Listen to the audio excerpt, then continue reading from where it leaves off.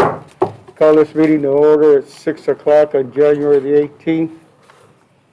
And we'd like to first welcome everyone that's here. It's a larger crowd than usual. And I'd like to begin by inviting the Lord to lead us in the invocation and pledges to the allegiance. Yes, sir. So I'd just like to say, before we start, welcome to this regular scheduled January 18th meeting. And this is our School Board Appreciation Month throughout the state of Texas. We have a governor's proclamation, some information we're going to get to. But I just want to say thank you for everything that our trustees do, for all of our students, all of our staff, and all of our community. And with that, yes, I would like to invite Mr. Roger Campos to lead us in the invocation, followed by the Pledge of Allegiances. Please stand and bow your heads. Dear Lord, I pray that you guide us always. Help us to carefully consider the relevant information that has been gathered. Help us to be innovative as we brainstorm solutions. Help us to wisely evaluate our options, considering the pros and cons. Even if we have different opinions, give us unity in spirit. We place our hearts and our minds in your hands so that you may direct us. Amen. Amen. I pledge allegiance to the flag of the United States of America and to the republic for which it stands, one nation, under God, indivisible, with liberty and justice for all. Honor the Texas flag. I pledge allegiance to thee, Texas, one state, under God, one and indivisible. Thank you, Mr. Campos. Okay, now we have a crew of here for recognitions. Yes, sir. We're going to recognize our phenomenal students of the month, and then we have a special recognition brought to us from our CASTEM High School of some students who've gone above and beyond as a greater good in assisting their near peer, other students throughout our school district. I'd like to turn this over to Ms. Jennifer Collier, who's going to lead us in our recognitions this evening, and then we'll come back and recognize our board as well. Thank you. Good evening. First up is Scobie Middle School Student of the Month, Milagros Flores Martinez.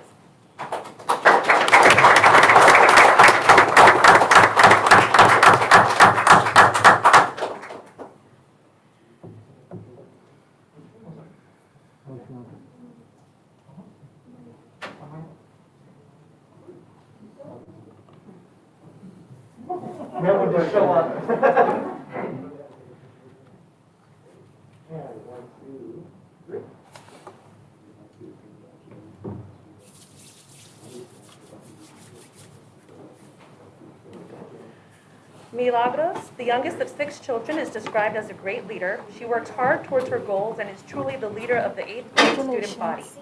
The athlete and straight-A student has a go-get-it mentality, and her grades and performance in the classroom are a reflection of her hard work and commitment. She's also been a faithful volunteer. She is the first to volunteer in events such as caring for stray animals, giving to the homeless, and adopting a family in need during the most needed times of the year. Congratulations and thank you.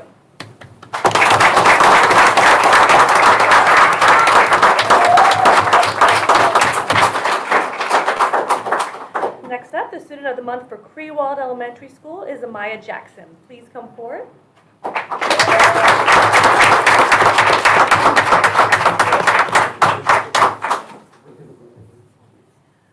Amaya, who is new to the school, brings much joy to her campus. She is described as determined to succeed in anything she puts her heart into. She is part of many extracurricular activities. She is the secretary for student council. She's also involved in the solar club and robotics. She's a respectful young lady to her peers and the adults around her. With her integrity and dedication, she will continue to succeed in her studies and in the future. Congratulations.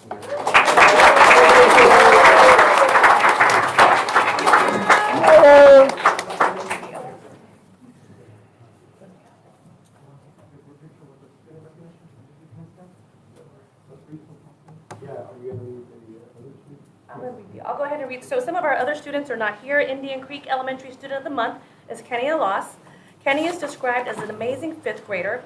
As a twice exceptional young man, Kenny's love for learning can be seen and heard through the passion for knowledge, his creativity of dance, his sense of humor, and his compassion for others. In his own words, Kenny described himself as kind, awesome, handsome, and kind of whiny. Congratulations.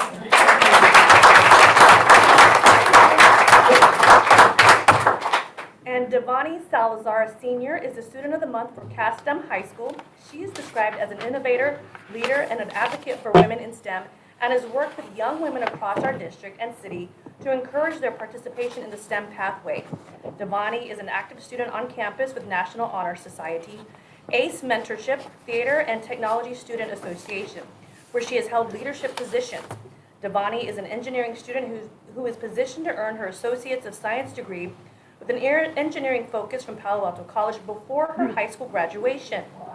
In addition, she was accepted into the UTSA engineering program and was awarded the Distinguished Presidential Scholarship for a total of $20,000, as well as being selected to become a member of their honors college. Congratulations.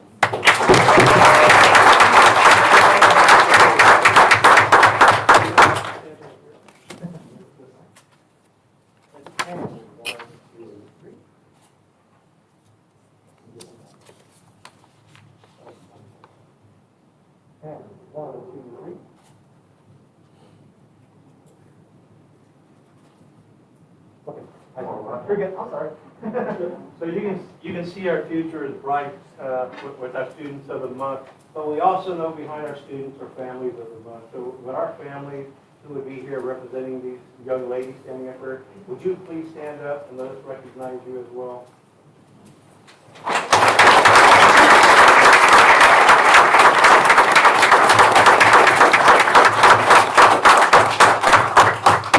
Like to recognize our principals of these young ladies, our principals who are here. Please stand up.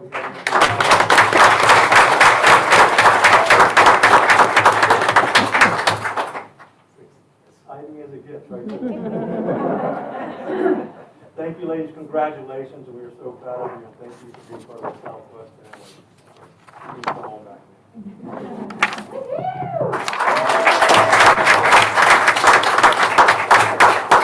CASTEM is also being recognized for another great achievement.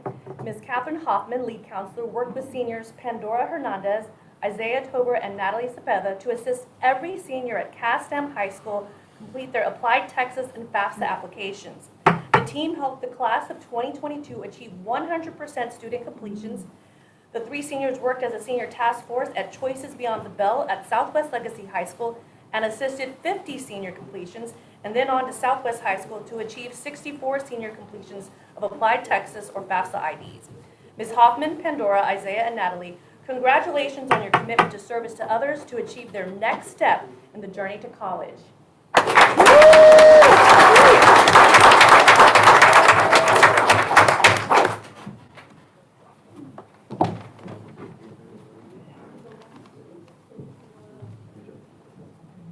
Thank you for your hard work. Congratulations. Congratulations. Thank you.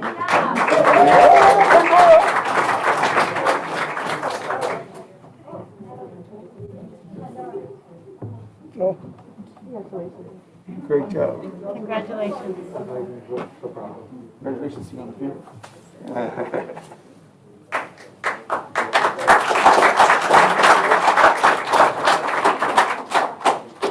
We make you stand up here, sir. Congratulations. Congratulations. Great job. Congratulations. Congratulations. She's hiding. She's hiding.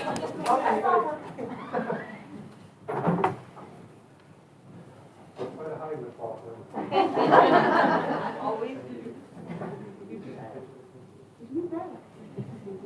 Smiling very hard.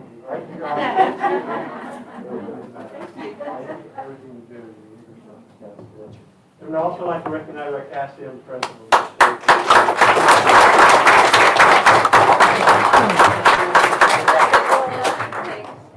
Great job. Congratulations. So join our college application. Great job. Thank you. Completing our FAFSA are a big deal. And there's no more powerful word than that of near peer. And these students took their charge and went out. And there are so many students who saved their seat, did their application, completed their FAFSA because of your leadership. So thank you so much for rising the tide at Southwest Iowa. We're very proud of all of you. And Ms. Hoffman, thank you for your leadership and a shape.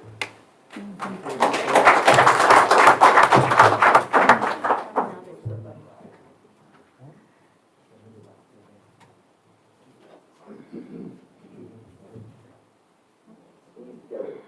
1, 2, 3. Whoa. 1, 2. Maybe I'll step backward. I can't go back any further. I thought it's because we're so good looking. You are. I want to get close up. 1, 2, 3. Thank you. I've been to somebody in a long Would also like to ask if we have any parents of these students. If you're here, would you please stand up and let us recognize our parents?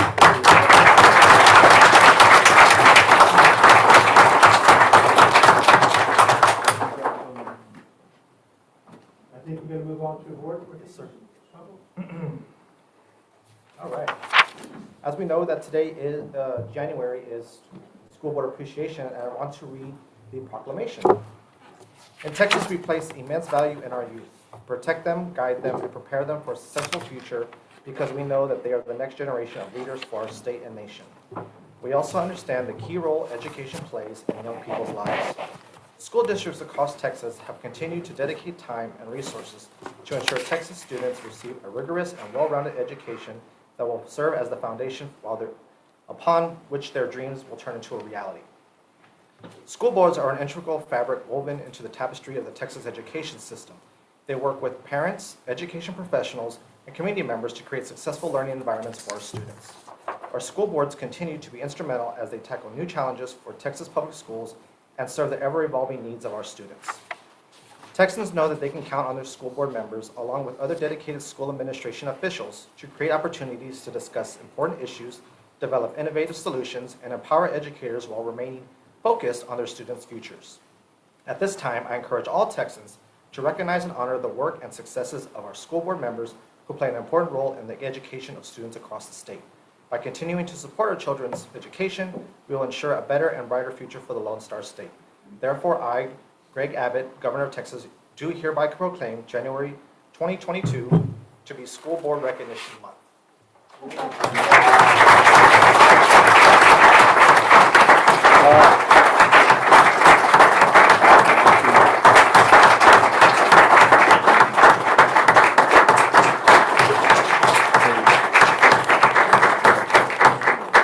I would also like to send a big thank you out to all of our campuses. I know beside where everyone's sitting, there are a number of tokens of appreciation that come from the hearts of our children and the hearts of our campus leadership and our staff. And we just want you to know we appreciate the time you commit to making sure that we can do our due diligence, create pathways for our students to move forward and work with our school community. So on behalf of senior staff, thank you so much, trustees, for everything that you do to make Southwest ISD a premier education system. So thank you. We also have one more part of the celebration here. We have a video that was put together by our finance department. Mr. Richard was back there, helped us out with that. And we would like to play that for you right now, if you don't mind.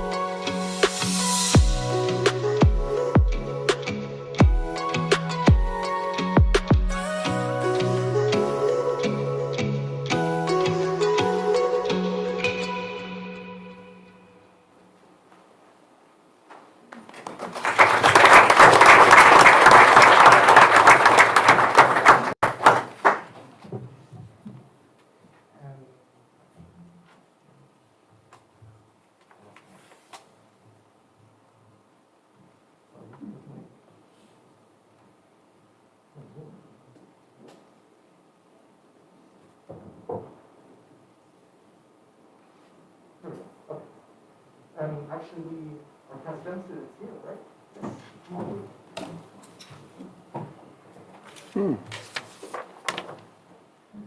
Okay, Devani Salazar. Is-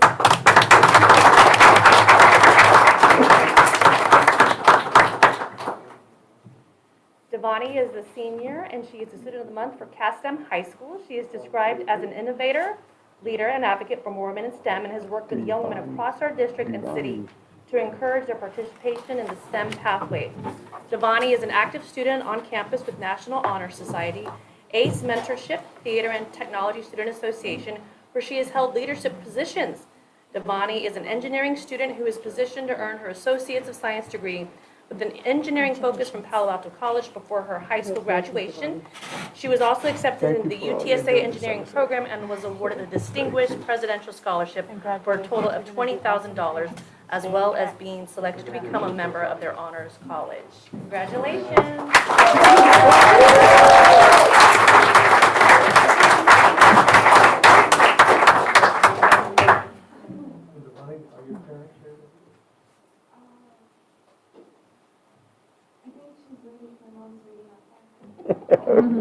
Oh, there she is. There she is. Oh, there she is. Oh, she was here.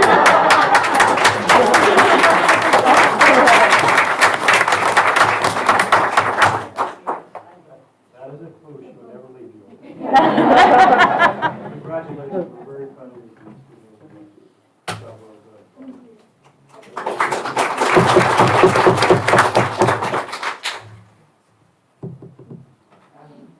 Mr. President, that concludes our recognition, sir. Thank you. Thank you. And on behalf of the board, I do want to say a quick, you're welcome. I've always been taught that a good thank you deserves a good, you're welcome. And especially to the children that are here today, our students, you're the reason we do what we do, okay? Whether we do it right all the time, or whether we all agree all the time, we still do what we do for you. And thank you for representing our district the way you do, okay? With that said, I'm going to give a quick 1-minute break just so that the students and parents that would like to leave at this time, unless you want to stay for the whole meeting. The whole meeting's a couple hours out. You're welcome. Okay, you're welcome to stay. But I'm going to give you a chance to leave at this time. Okay? That was short for saying the fun stuff. Thank you guys for coming. Thank you, guys.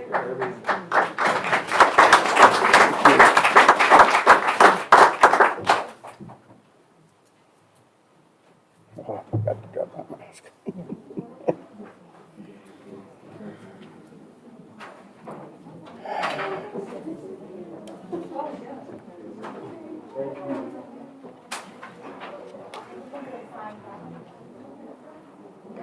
If anybody's standing or towards the back wants to move up, you're welcome to.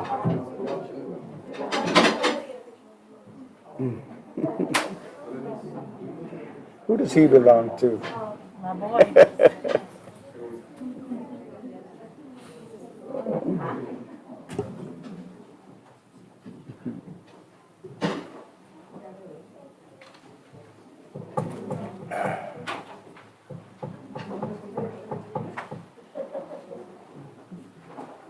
Okay.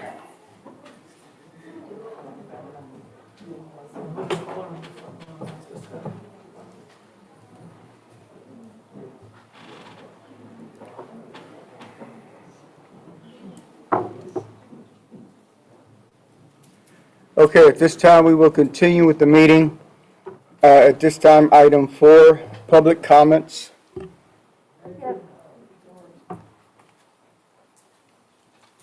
Yes, sir, we have Mr. Nathan Kaddoris, who facilitates our public comment section. So we'll turn it over to Mr. Kaddoris.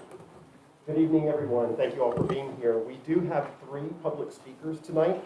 And before our public speakers do speak, I would like to go over the rules of engagement regarding public speaking before the board. And so I'm going to address the following to everybody present and to our speakers.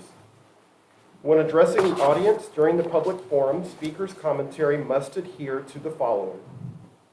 Everyone must model courtesy and respect Speakers shall not employ profane or threatening language, nor shall they engage in any personal attacks. The public has the right to make critical and harsh remarks. However, the expectation is that the message delivered by the speaker is done so in a constructive manner with a collaborative purpose. Speakers are expected to respect both the decorum of the public meeting and the authority of the board. The Board of Trustees requests that derogatory or inflammatory statements and personal attacks on individuals be avoided. Caution should be exercised in publicly attacking specific individuals. In accordance with Board Policy BED Local, the board shall not deliberate or respond to any subject that is not included on the agenda posted with the notice of the meeting. Speakers who have signed up to speak on a specific agenda item must focus their own comments on the posted agenda item. We have 3 persons who have signed up to speak for general public comments this evening. The first speaker is Ms. Julie Stocks. You will have 3 minutes to make your public comments. Ms. Stocks? Thank you, Dr. Versa and school board members, for allowing me the opportunity to address you this evening. I want to talk today about the importance of school board elections and why we should hold them separate from the city. A school board trustee has a unique role. They are not administrators, legislators, or judges, and their position is not political. They are not, therefore, it is necessary to insulate them from political whims, pressures, and agendas. School board trustees represent everyone, and they use their position to represent and fight for their community's diverse needs and values. That is why they would never leverage personal political relationships to influence or affect a school board election. To protect Southwest ISD from outside pressures and agendas, the community must keep our elections separate so the community members can judiciously decide which trustees are proven, effective, and ethical leaders in the Southwest community. The Texas Association of School Boards governs school boards, and their website states that while some education policy issues are best addressed at the state level, others are far better addressed by your separate community. However, still, some feel the district should change the elections. But we saw firsthand how that played out for Judson in November 2021. Judson had to run their elections with the city, and as a result, needs from their community are going unmet. Elementary and middle school campuses continue to face overcrowding because the addition of an elementary school and a middle school was voted down. In addition, 16 existing gymnasiums remain unair conditioned, and 23 innovative labs to promote quality and learning remain unbuilt. Student learning is and continues to be directly affected by overcrowding, poor building conditions, and lack of access to innovation. In at least 4 other elections around the state, the composition of school boards was disrupted by these combined elections, and you have to ask yourself, why should someone that lacks the insight and perspective of our community and their needs be allowed to determine what is equitable and just for our children's educational needs? In 1951, when 5 rural districts merged to establish Southwest High School Rural District, many could not have imagined it would be the 6th largest district in Bexar County. Southwest ISD is about progress. They didn't get there by being resistant to change or being able to pivot at crucial points. Southwest has a rich tradition for its integrity and its fiscal responsibility and its commitment to equity for every child. Southwest has the public's trust and has a proven track record. Southwest ISD Board of Trustees remains one of the very few school boards in the area that doesn't require state supervision or intervention to mediate its operations. Now, we're all about progress, but you have to ask yourselves, what are we trying to change and why? Change for the sake of change, that's not progress. Thank you. I appreciate your time. Thank you.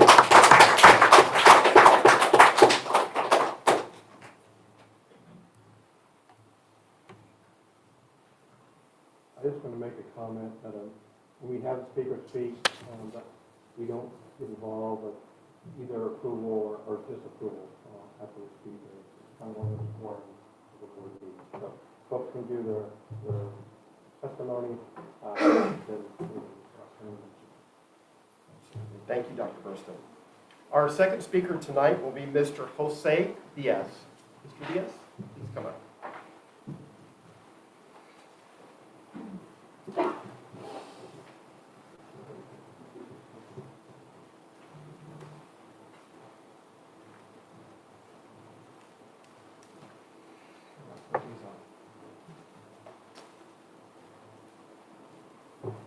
Good evening, board members, Dr. Burstyn, senior staff, and community members. My name is Jose Diaz. I would like to address the board and voice my opinion on the importance of keeping our school board elections for Southwest ISD local. It is vital to our board members to recognize that school district elections should not have any political intent. Keep the politics out of it and let the city and the county politicians worry about the politics. School board members have a much greater responsibility. A responsibility to the taxpayers, a responsibility to the district administration, and a responsibility to its staff and all of its employees. But most important, a responsibility to all of our students, all of our parents, and all of our clients. That's what we, as a voting community, should always remember, not the politics. So let's all be positive role models for the sake of our children and teach them to always want to work together. Let's keep our elections local, and let's keep our children and each other our number one priority. Thank you for your time.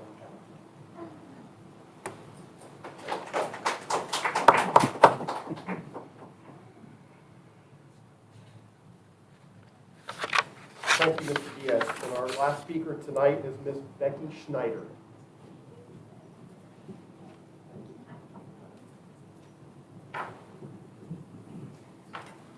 Hi, everyone. My name is Becky Schneider. I've lived in this district my entire life. My parents graduated from Southwest. My uncle, Walter Geiger, was on the board for years and years and years. And I just wanted to come up and first thank you for letting me be heard, but mostly, just ask the board to please keep the voting locally and out of the city and county. This is our district. We have lived here, we've grown up here, and we just need to keep it locally. And I really do appreciate y'all listening to me tonight. Thank you. Okay. Thank you, and that is all the public speakers that we have this evening. Thank you very much. Thank you, Nathan.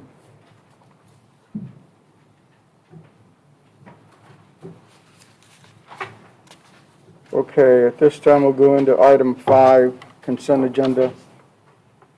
Mr. Vasquez, as we go through the consent agenda, I just want to let the board members know on item D, E, and F, these were bids that we put out for our third year fine arts purchasing plan. And on that, the bids are fine, but if you look in the fiscal impact, in the board packet, we put the contractor run from 2022 to 2022. It's actually 2022 to 2023. So I just wanted to point out the date of 2023 Okay. in that line as the board approved. Okay.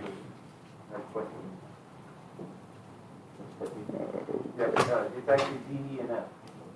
It's the three line item bids.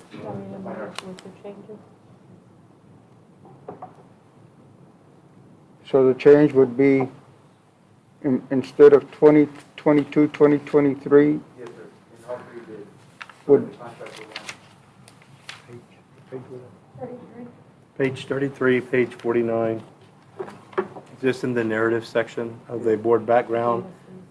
This being January, some of us are still using 2022, oh, I got it here. so it just creates a year that we can make those purchases that you're approving. Okay. I move that we approve the consent agenda with the 3 date changes. Second. Okay, we have a motion on the floor to amend the consent agenda with the new dates as presented on pages 33 through 39. It has a second. Any discussion? I would like to remove item J for discussion. Okay, we have a motion on the I'm sorry. floor I'm sorry, sir. to amend, I. it's okay, items D, E, and F, okay, as presented, and it has a second. Any discussion on that motion? Hearing none, all in favor of that amendment, please say aye. Aye. All opposed, same sign. Thank you. Okay. Now, Pete? I would like to remove item I for discussion and push it up to an agenda item for vote for discussion. I mean, that's what we're supposed to do. Okay, you would like to move I, consider approval of the submission of the truancy prevention and intervention grant application and grant resolution for 2022 to 2023 to a discussion item. Yes, sir. Okay, I will take that as a motion, Second? and I have a second to pull item I for discussion. Is there any discussion or question? Hearing none, all in favor, please say aye. Aye. All opposed, same sign. No. Okay, motion passes.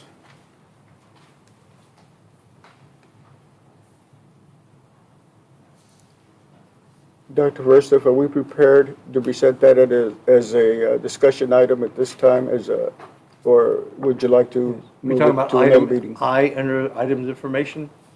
No, under items of the consent agenda. Oh, under consent, I'm sorry. Truancy. Yes, we are prepared, and I know that Ms. Barson will definitely help. Okay. This we- item is requesting permission from the board to continue our application Okay. process. It's been pulled, so let me vote on the consent agenda as is now, Okay, and then we'll come right back to it, okay? Okay, any other issues with the consent agenda? Yes. I move that we approve the consent agenda without item on, As amended. as amended. I second. We have a motion and a second to approve the consent agenda as amended with a second. Any discussion? Hearing none, all in favor, please say aye. Aye. All opposed, same sign. Okay, now we will move to item I.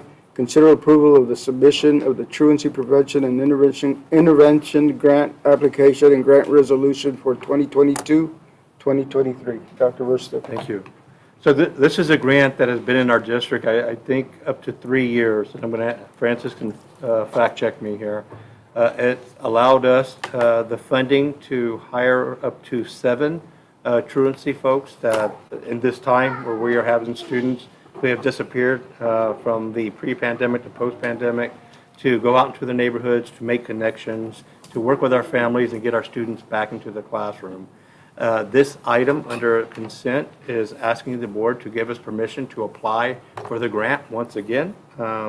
This is with Bear County, and I'm going to leave it at that and let Francis kind of fill in. Office of the Governor. So it's the Office of the Okay. Governor. It is an official prevention for truancy. And so we're kind of the model for truancy prevention. We've started off with juvenile case managers, and now we're bringing them to what we call TPALs, which is truancy prevention and advocacy.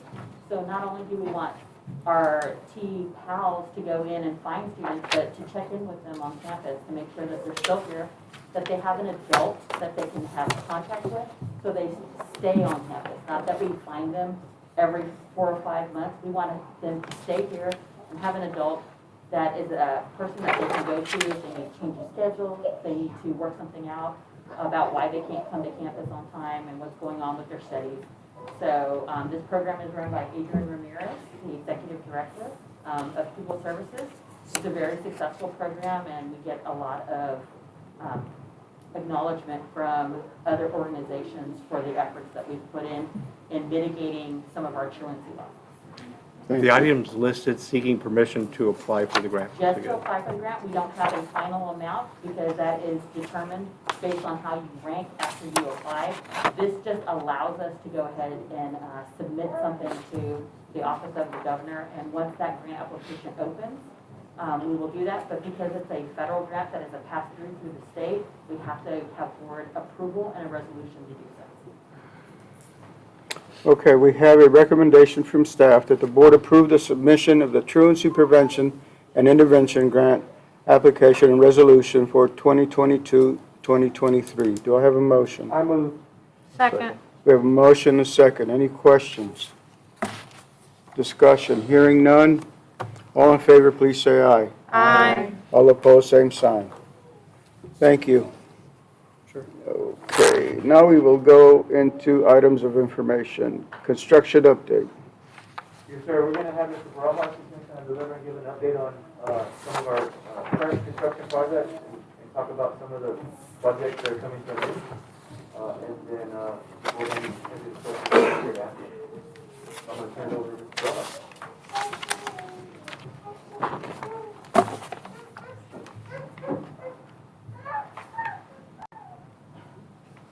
Good evening. I will give you guys, I'm going to start off with the Aquatic Center. So right now, for the Natatorium Aquatic Center, we're about 65% complete based on December 20th. Right now, most of the structural steel has been erected, all the heavy rough-ins, as well as the concrete masonry units, both on the first floor and second floor. The exterior sheathing is also almost complete. We're going to be continuing all the infrastructure, which again is mechanical, electrical, and plumbing throughout, getting ready for the glazing, which will pretty much close in the building, as well as the roof insulation and the standing seam metal roof for that project. Other than that, that's really what's coming up in the next couple of weeks. This project is just going and going. Right now, we're still a little bit delayed based on material shortages and labor shortages that we have experienced in the last couple of months. So as of right now, we're tracking about 60 days behind schedule, which was originally presented in November. It hasn't changed since then. But some of the problems we're facing, again, is paint and overhead doors. But as you can see right here, these are some of the images of where it stands as of last week. These are images as of last week. Okay. Sorry. No, I was just going to say it's taking shape. It's looking like the final building. So we're pretty excited about it. Any questions? No, go on. Okay. All right. The next project is our middle school track project. In here, we have 3 of our middle school tracks that have been substantially completed. This is Resnick, McNair, and McCollum. In regards to Resnick and McNair, we have accepted the track itself. We haven't accepted the field because it needs to establish for 120 days. What the general contractor is going to do is they're going to protect the inside curve of the track and allow the district to take over the actual tracking. The one that was tracking behind was Cody Middle School.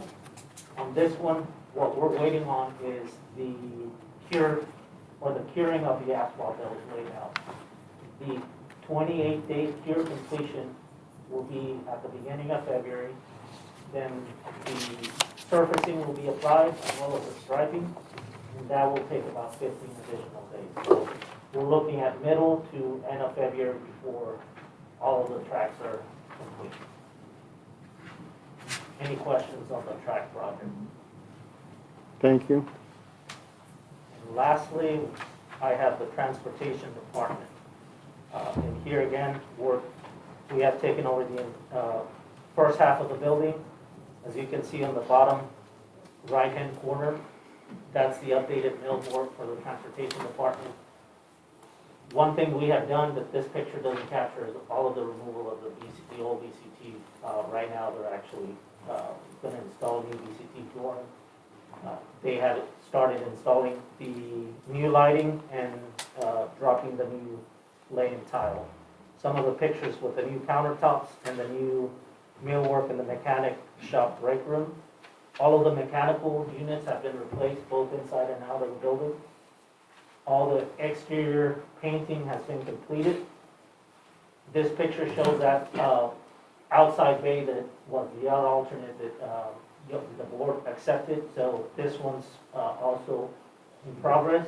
The only thing we're waiting on is the overhead door and some of the mechanical items inside. And the last picture is the bus wash station with the new roof for the new bus wash system. The standing seam roof will be going in the next couple of weeks. All of the interior mechanical and plumbing items have already started. And we're thinking this one probably towards the end of February will be completed on the bus wash station. Any questions on the transportation department? No.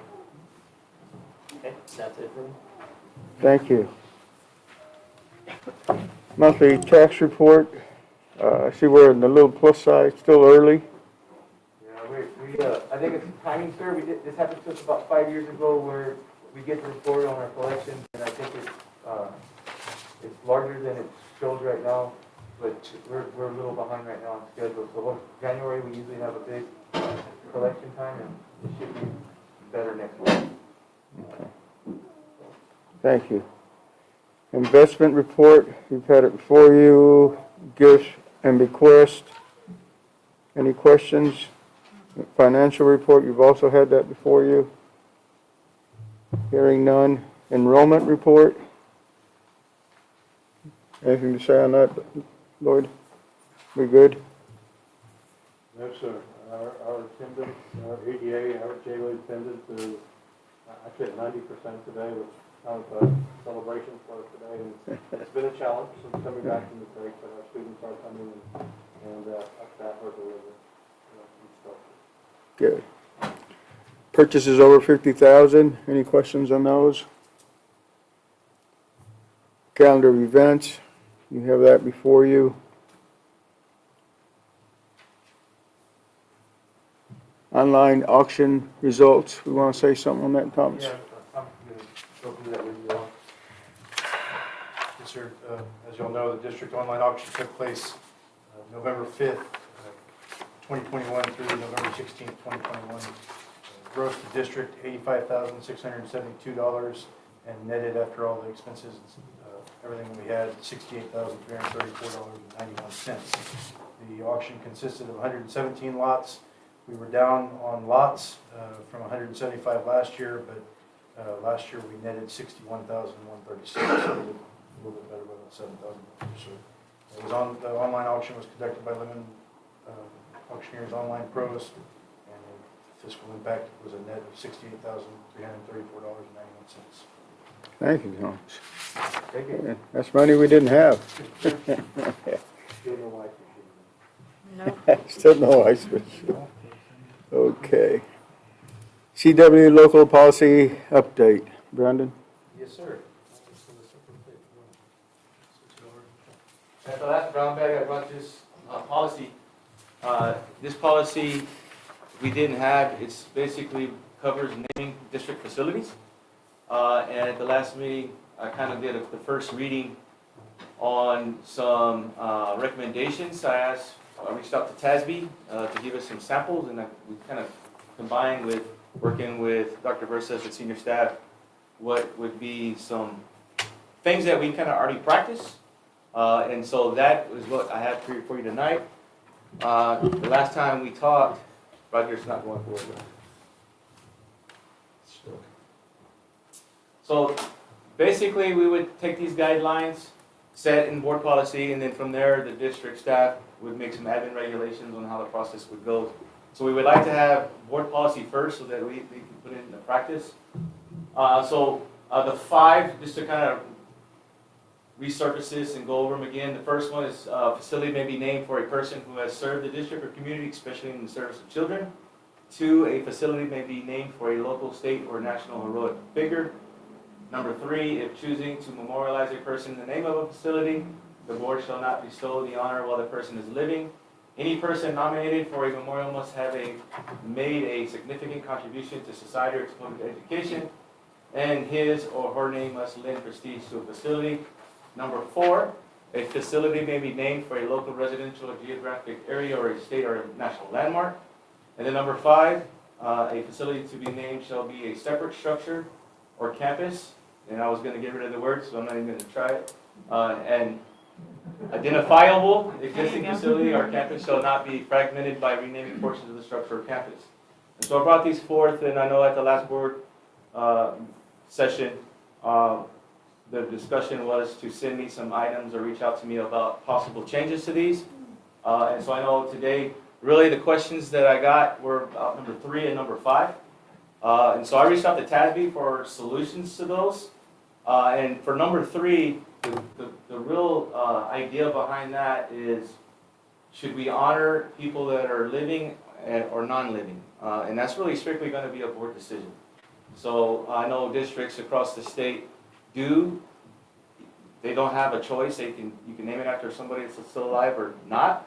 Some districts prefer not to. They wait because of probably strictly and I reached out to some districts, so they don't have to rename buildings in case the person alive does something that will tarnish the name in the district at the same time. And so that's really the only reason I could find to not name something after somebody that's still living. And so that question is really going to be a board decision. So we can change the verbiage to not even have it in there. So it's automatically we can name it after anybody. And so really we can even eliminate number 3, or just on number 3 keep any person nominated for, and not even memorial, but the naming of a facility must have made a significant contribution. So we can get rid of the whole first sentence if we wanted to change it up. And so the only other one that I was sent that we could use if we wanted to not care either way, the person may be living or deceased. However, the board shall give preference to the name of a person who is no longer living. And so that was come from TASB. Another district has that. So that could be something you could look at as also doing. So number 3 is really going to be up to y'all to talk about and see what y'all want to do. And then also put on number 3, any person nominated for naming of the facility must have made a significant. So that's eliminating that first sentence and just leaving the last sentence in that policy. So I leave it to y'all to kind of discuss. Again, That's all I got really. I know number 5, I'll go back. Number 5 is a facility. Facility to be named shall be a separate structure or campus. So like if we have a high school, we wouldn't name a hallway after anybody, but if you built something outside that's a separate structure, we could possibly name that.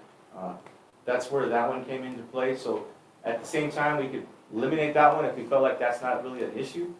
So it's kind of like, that's also something that y'all can discuss if you wanted to leave that in there or not. What you probably don't want to get into is you have a high school and you have to name every hallway after somebody, and it's like 20 names and 20 signage, and then you change it all the time. So that's the only reason I think that's even in there as well. So you name something after somebody, and that's that person's building or structure, instead of parsing it out and naming a whole bunch of people. And so that's where that one came in. So we'd be okay naming a football stadium, the agricultural building. That's the why ag it's either a building, separate yeah. structure or even a separate campus. Is the fine arts building here considered separate or not? So that would be something, so what we would do is we would put this probably into a policy and then interpret it as a group and then write some admin regulations. Yeah. Exactly what we would do is say we'd name this policy and then write actually what that is. And so we can look into it, Yeah. probably investigate other school districts and how they do it. Just something to think about. Yes. Again, this is an item of information and no action will be No, sir, taken on just to tonight. talk and Yeah. so that I can get you the verbiage you want and so I can bring it back for action. Yeah. So for auditoriums and gyms that are sometimes connected to the buildings, we'd have to kind of, We would have to just sit probably get a committee together and really write out some of those, what we would consider number 5 to be. Okay. That thing is more is like you have hallway A, B, C, and D, and all of a sudden we're naming every hallway in every little area. Yeah. So big facilities, I think we can kind of talk about like big auditoriums and big gyms and football stadiums. yeah, there- Yeah. Yeah, okay. So what do you need from us? Well, I think the direction is on number 3, what is y'all's preference as a board? Well, I rather stick with memorializing, so they would no longer be living. Okay. That's just my preference. I didn't send you information, but I like the way it's laid out in the file, what you have there. The way it says, the verbiage saying, I For like everything? everything in that thing. I would like to be able to consider anybody. I mean, you just don't know. I know that, that there, you know, are people in our community right now that are have, you know, given a lot and done a lot. And we have always talked about, you know, recognizing they're still alive. I don't know how long they're going to be alive, but I mean, I think it would be nice if they would be able to be recognized and acknowledged while they were still here, especially given the contributions that they have made. I just want to add too that whatever we do, ultimately this comes back to the board in form of a recommendation that the board would be able to direct staff, i.e. me, to put together a representative task force that's staff and community members to have those conversations and to flush out what recommendations we'd like to bring to the board. We also have a process that we name events. We have the Joe Marsh Relay that we conduct here in our district in honor of our long-term coach. And so we have a regulations around events that are not part of naming a facility, but naming a annual event that takes place that is still part of our process as well. Okay. So we plan to bring this back to the board. There is some time sensitivity. Obviously, the next building coming up is our Natatorium, and we need some leadway to kind of work with our GCs and making sure that we're doing the due diligence at the direction of the board. So we plan to bring this back to the February 8th brown bag as a action item. So we try to capture y'all's feedback, put it in here. And we will bring a policy that reflects what we think is the collective will of the school board. And that's when we need. so for direction, if everybody's in agreement on items 1, 2, 4, and 5, I could create a options where 1, 2, 4, and 5. Yeah, and I think the two options you presented today are good. You know, I could make a pro and con for both. Yeah, and creating 2 separate CW guidelines that we could vote on, and the board decide then, unless something changes to I think, because I'll reach out to Tasby, because Tasby will write this, and I'll ask for, to leave it as is and create one with the recommendation that you state. How many people got back to you after the last meeting? 2. And I'll just say that I've attended several school naming or building naming functions, and it was more fun, I guess, shaking their hand and thinking about them. I'll just say that much, because, you know, and although we wish we could have, you know, done it while they were still alive, but, you know, and I think when it comes time to naming a building, the board will do the right thing, you know. And I know Dr. Mercer talked about this, it will be a little time sensitive, that's why it's kind of being expedited to the February, just because, I mean, we're getting close to the end, and even now, as we're looking at signage and medals and creating what's going to be put up, presented, and at the newest building we're going to be adding to our district, we're going to be on a timeline. And so I know Rafael's reached out to the architect and the contractor to give us kind of a drop dead date of, like, we need to know that we're taking this to production to get fabricated. So I'll get back to you. Hopefully we'll know here in the next couple of weeks, but at the same time I'll create 2 options and bring so that we can put it to you all into your hands to make a decision. Yeah, let's plan on putting it in February's meeting, and unless it's urgent, and then we need to put it at brown bag.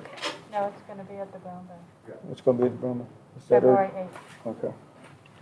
That's what Lloyd said. Okay, next we've got proposed school calendars for 2022-2023. And I have Bill Baker here, and he's going to give you some information on I was looking for mine. Good evening, President Vasquez, board members. Good to see you again. It's that time of year again where we're going through the process of trying to finalize an academic calendar for our next school year. The process has been, we put together a committee of teachers and other campus personnel and our administrators. We developed about 6 draft calendars, all based on our normal patterns, if you will, just to make sure we keep the required number of minutes of instruction. So there's not a lot of difference in between the drafts. We took those to the district improvement team, and they went ahead and voted, and we have our final 3, which we've handed out to you. We'll get those printed out nicer through the print shop, and we'll put those out for vote for the staff. And you'll see in there about 175, 176 days of instruction, which gets us to the minimum, more than the minimum amount of minutes that we need. And of course, the rest are filled in with teacher work days and PD days for our staff. Any questions? I know I've brought this up in the past, but I really would like to see Veterans Day back on I the, put that in one of the drafts and it did not get done. yeah, but I'm just saying I would like to see it Yeah. back on the calendar.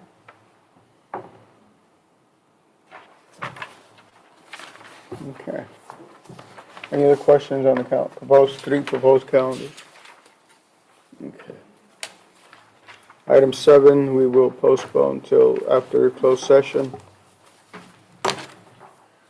Item 8A, consider approval of the creation of the Southwest ISD Master's Degree in Educational Administration and/or Principal Certification Tuition Reimbursement Program. Lloyd? Still? Yes, sir. This is a special program and a really strong partnership to our backyard university, Texas A&M San Antonio. And Ms. Barsonis has been working with them to create these opportunities and use some of our federal dollars to provide pathways in exchange that we keep some of our most highly qualified people in our district. So Ms. Barsonis is going to present this item. It's actually a threefer because Leslie McMillan with her talent management, Will Baker, and myself have compiled together to do this. So Will can actually present it for you. So we've been working with Texas A&M San Antonio, and we've developed a program by which our staff can go and seek out their principal certification, and some folks seek out their master's degree and principal certification. And in so doing this, we will work to reimburse them for half of their tuition upon successful completion of the program. And we'd like to start that this month with your approval. We do have a resolution that unfortunately I'm going to have to read word for word for you. So if I have problems with words like identifiable, please forgive me. On the 18th day of January 2022, the Board of Trustees of the Southwest Independent School District will adopt by a vote the following findings in a resolution. Whereas professional employees at Southwest ISD are required and encouraged to continuously maintain and improve upon their professional skills and must keep abreast of current developments in the areas of education in which they evolve. And whereas it is the intent of Southwest ISD to increase its number of district administrators, and whereas to meet the requirements to be employed and serve as a district administrator, the employee must hold a master's degree in educational administration and principal certification, and whereas professional employees of the Southwest ISD would be able to improve their skills and expand upon their knowledge in areas that are important to the district if they earn a master's degree in educational administration and/or principal certification, and whereas there are tuition costs associated with participation in a master's degree in educational administration and/or principal certification program, and whereas the district wishes to assist its professional employees in maximizing their professional skills so as to maximize their effectiveness as administrators serving the needs of the students of the district, whereas the district has agreed to reimburse approximately $3,665.87 for principal certification and $5,344.05 for a master's degree plus principal certification of the tuition costs associated with enrolling and successfully completing a master's degree in educational administration and/or principal certification through its tuition reimbursement program, and, deep breath, whereas the recipients of Southwest ISD tuition reimbursement funds to earn a master's degree in educational administration and a principal certification would be required to contractually commit to 5 years service in the district following completion of the program or be required to reimburse the district all or a portion of the tuition reimbursement monies awarded, thus ensuring program expenditures are used for the benefit of school children enrolled in Southwest ISD. And whereas the district retains the right to terminate the tuition reimbursement program and any agreements related to the tuition reimbursement at the expiration of each budget period of the district during the term of the tuition reimbursement program and the term of any agreements related to the program. Now therefore be it resolved that the district approves the creation of the Southwest ISD Master's Degree in Educational Administration and/or Principal Certification Tuition Reimbursement Program. Pursuant to and described in the attached form of the Southwest ISD Tuition Reimbursed Agreement marked as Exhibit A. And I'm not reading Exhibit A.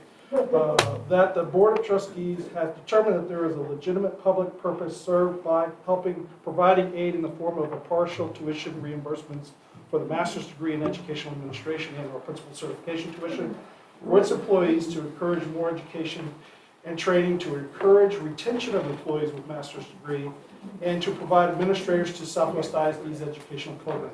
That the Board of Trustees has determined that the district will receive value by providing the assistance noted above because its employees will receive additional education and training with a significant incentive to be retained as employees of the district.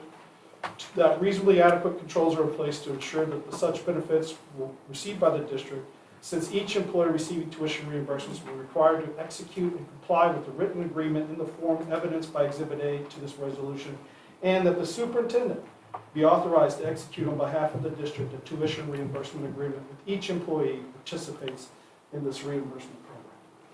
So that's the resolution, and if you would be so kindly, we're asking you to approve that. Can I? That was the first Can I resolution. He has two more to read. Well, you may have mentioned it at the very beginning, but what is the cost to, like the overall cost to get the degree? So for the degree, the estimated participant cost would be double of what we're reimbursing. So we're reimbursing them $5,344.05. So I would think it's about $10,000, Okay. $10,600. And then is there, I know that in the past, we've allowed payroll deduction for tuition, haven't we? Like when we did Lamar and stuff. Couldn't they? I thought we had, yes, we had worked it out. Is that an option so that they don't have to pay the $5,000? Can we do a payroll? You know what I mean? Yeah, I know, and I'm going to defer to Brandon. I would look into it. I mean, so you're saying for us to pay the whole thing and is the payroll deducted from the employee? Mm-hmm. I'm just asking, because I know that years and years ago, it's probably been maybe 10 years, we had some kind of an agreement with Lamar University, and I want to say we allowed it to be paid for by payroll deduction. You're correct. So They work I- out installments on behalf of the district. We Right. collect it and then we. I don't know if that's a possibility, because, I mean, you know, it's a pretty good, a large amount of money for somebody that's a teacher to fork over for a master's. And so I just am curious what the possibility of that would be. So I can answer that one. Okay. Because I did look into it. We are using federal dollars for this. It is a grant. Okay. And the federal dollars does not allow us to pay it forward because if they do not finish, then you have paid for classes that they did not complete Okay. or pass. It has to be a reimbursement. Okay. And it's for completion and passing. Okay. So everybody the reason that we're having them sign it and that they went to a meeting was so that they were aware, they don't have to pay the full 5,000, they only pay the classes that they take. Okay. And there's options, so that's after 2.5 years, it'll be that total. Okay. And every time, we have ensured that they would get paid back as soon as their scores are in, they can bring that to us, and we will have that on the next year. Okay. So that makes sense if it's a federal grant. Okay. Let me read that. Any other questions? Is there any, when they're going to the school and they graduate, how do we retain these people with their masters? I hear what you said, it was so fast, but it was just one of those things, is how do we retain them? The exhibit? Yes, like I guess, is there something in there to help us retain them, so that Yes. way they're not leaving with all that extra, we're not giving it back to us in return of the education that we're helping them get? Correct. We have a written agreement for them to sign at the beginning of this program, in which they will they will commit to those years of service. Instead of 5, right? 5 years. Any other? Hearing none. I move to authorize the board president and the secretary of the board to execute the following resolution regarding offering tuition aid in the form of reimbursements for Southwest ISD teachers earning a master's in educational administration and/or principal certification on behalf of the board. A second. We have a motion and a second. Any other questions or discussion? Hearing none, all in favor, please say aye. Aye. All opposed, same sign. Thank you. Item C, consider approval of a health service reporting stipend. Oh, I think we're at B. B, consider approval. Oh, I of just an circled B. Okay, consider approval and amendment to the Southwest ISD 2021-2022 school calendar. I have it right in front of me. And Will can say this, but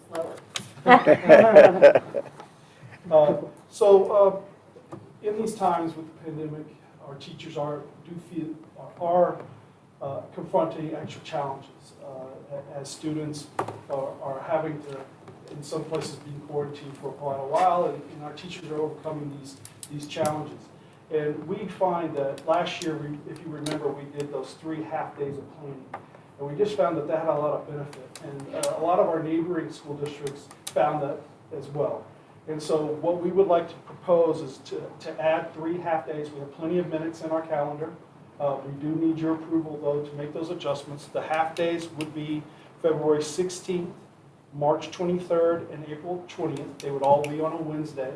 The students would come for 4 hours of instruction, and then in the afternoons, the teachers would have that beneficial planning time. So we're asking the board to approve that amendment to the calendar at this time. My only concern with half-day is, it's the same one I posed last time, about children that would be going home to empty houses, the parents, they don't get off to whatever. Are we still going to offer the on-site care for the parents that say, no, I can't get my child half-day? We will work with our parents on it. Okay. That was a plan, and we put that into place, and the DOSs are taking care of going to all the campuses. Okay. Especially because we have some new principals to ensure that that plan is in place this week. And we'll let the parents know? We will let the parents know. We brought it to you today so that the parents would have a month's time Okay. to get prepared for the first one. All right. And that's after lunch, right? So that way they make sure they, So there will be an option for the child to stay and be supervised? Yes. Okay. Any other questions? I move that we approve the amendment to the school calendar. So I second. We have a motion and a second. Hearing no further discussion, all in favor, please say aye. Aye. All opposed, same sign. Thank you. Now, item C, consider approval of a health service reporting stipend. We are coming to you today with a request to approve a stipend for health services reporting.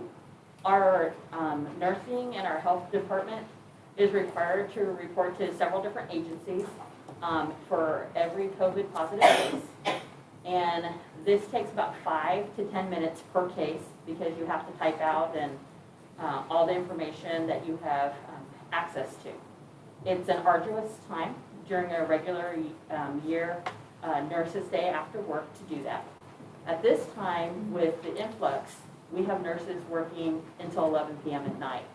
What we're trying to do now is take a look at the average amount of time nurses are working to help input data and keep up with their record keeping, and pay them like we would pay teachers working extra duty after work. And we would like to compensate them $1,000 for the rest of the school year, so it's a one-time pay as a stipend, to make sure that all health services paperwork and reporting is done in a timely manner, but to also pay for their time that they're working outside their duty clock on a monthly and weekly basis. I move. Wait a second. What does that equate to? So basically, it's when we take an average of how much time that we're giving it, it's 2 hours per day for, it's 2 hours per week, so it's like a $50 a week, 4 hours for the month, and then for the rest of the year, so it's $1,000. But you just said some are working till 11. They are, but that won't happen all the time. So we Okay. wanted to make sure that we offset it. We looked at how You much just reporting averaged was. it out. Correct. We averaged it out. And so we thought by taking a look at all the other stipends, that it's in alignment of equity for that amount of work. And it also shows appreciation for the amount of time that they're putting in right now. Okay. I'm good with the amount, but I'd like to revisit it, say in March, just to see how that, if we can keep track of the hours. Yes. And let's see how really it's averaging. Because it's federal, we will have to have them document all that, so I'll have all that ready. Yeah, that way we have a better, if we can know if that's not enough, or we overcalculated, or whatever. I'm sure it's gonna be under, but, Any other questions? Here done, we have a recommendation that the board approve the adopting of the health service and reporting stipend to the district compensation plan. Do I have a motion? I move. second, We have a motion and a second. Any discussion? Hearing none, all in favor, please say aye. Aye. All opposed, same sign. Motion passes. Consider approval of the 2021-2022 campus performance objectives, CPO.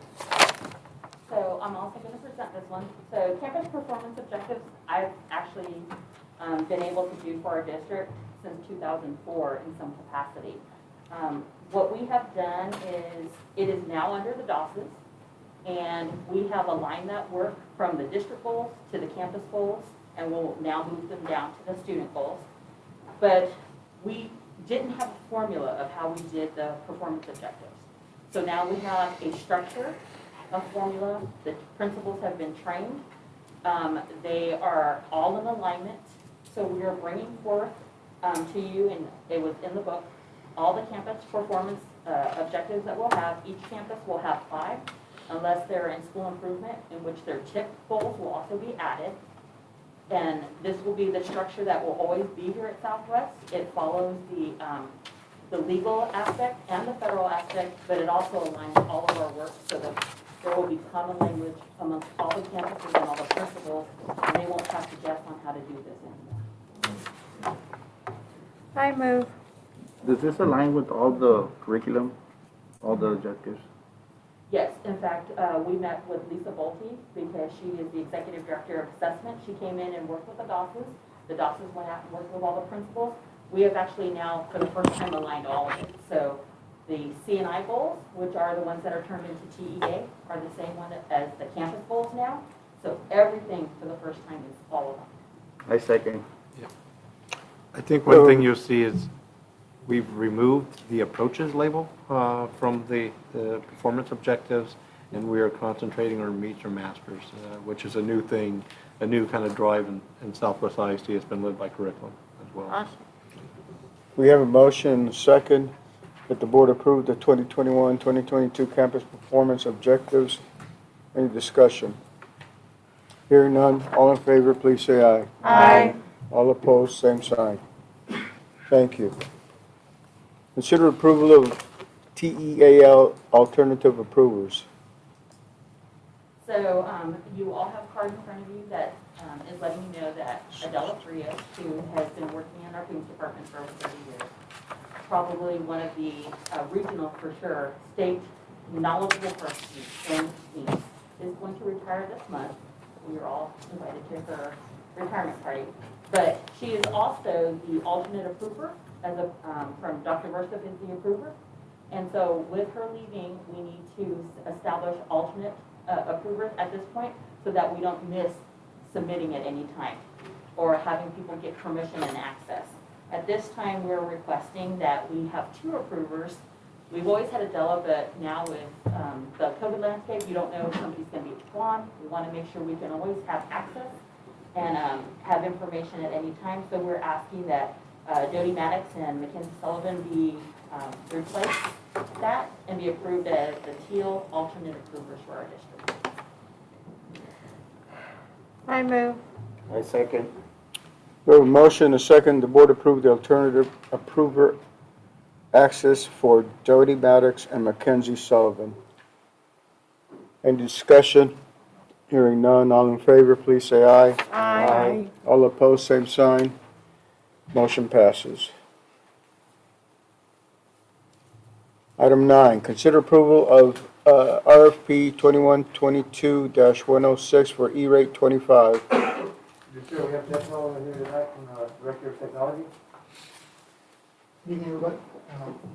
With their E-rate, as you know, that's how we get to do a lot of our network upgrades around the district. Otherwise, it'd be pretty much impossible to do from a financial standpoint. So over the last several years, we've been working on upgrading a lot of our network equipment at the campuses. And this year, we would like to ask that you approve a recommendation to basically complete the network upgrades for Cass, Southwest High School, Scobie, McKenna, and McCullough, and have some bring them up to speed, more close to where Resident and Legacy are at because they're community campuses and they've got newer equipment.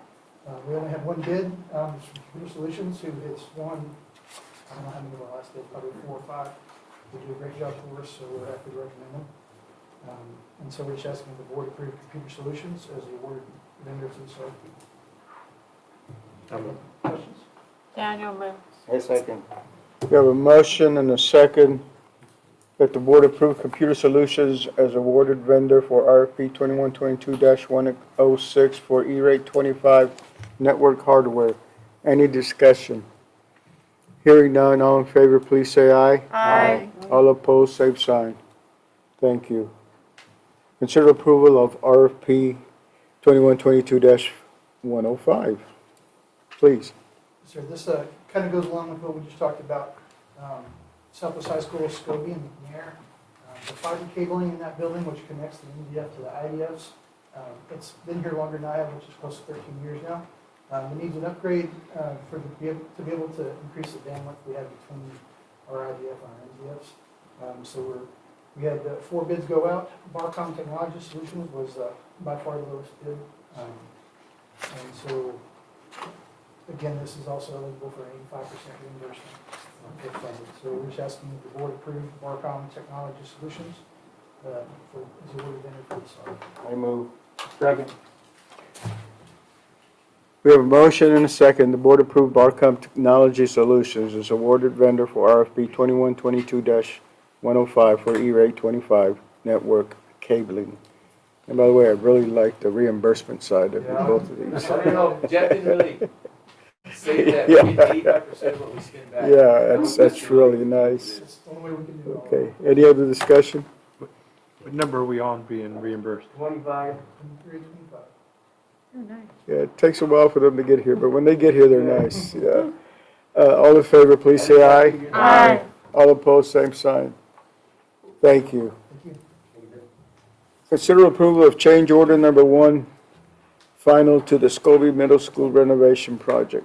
Yes, sir, Raphael's going to come with Raphael. some good news, really actually great news. Stone Middle School, first of all, is completed, so that's really positive, and then he's coming Wow. with some money. Yeah, that's nice. Good job, Rafa. It's not me. But, yeah, it was a great team effort, Barley Cock, together with Garza Baumberger and our school team that includes Billy Billikis, Mr. Chris, and Mr. Thomas Kruger. So we are going to provide we're coming to you for a final change order in the amount to give back to the district $1,794,877. So Garza Baumberger has prepared, and together with staff, we have reviewed the change order. And we're coming in here to recommend the approval that will be refunded to the district bond funds in the amount of $1,794,877.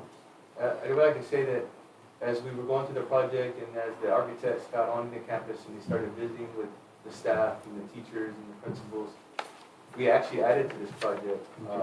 And we got to do everything that we planned to do when we went out for bond, but also a lot of additional items. We still had the savings. It was great timing with the team going out for the bond at the time, or going out for the bid for the project, but then I know you said the team, but the team between the architect and the contractor and the Southwest team, they were able to really dive deep into it and did a really good job on this project. Thank you. Okay, we have a recommendation, board. I move that we approve the change order. I second. We have a motion and a second to approve change order number 1 to Bartlett Cox General Contractors for the amount decreasing for a subtotal of 1.794.877.00. Any discussion? Does that just go back into fund balance, Brandon? No, it's actually bond funds. Okay. And we're gonna have another one that's doing it, so I'm gonna talk about, when he's done with the next one, I'll explain what's gonna happen. Okay, all right. Any other questions? Hearing none, all in favor, please say aye. Aye. All opposed? Thank you. Rafael, you're on again. The next item is D. the consideration of approval for change order number 3 for Southwest High School Phase 3 renovation project. Just like Scobie, we're fortunate enough that KenCon flew their architects together with our team. We're bringing unused construction funds in the amount of 1.4 million or 1,400,000. This is not the final change order, however. This is just the big chunk that we know it's going to be unused to give back to the district. There's still a couple of items pending on the choir hall, some hardware and some items that we went ahead and moved forward and we're pending or narrowing out the final pricing, but we have left some money in the contingency to cover that.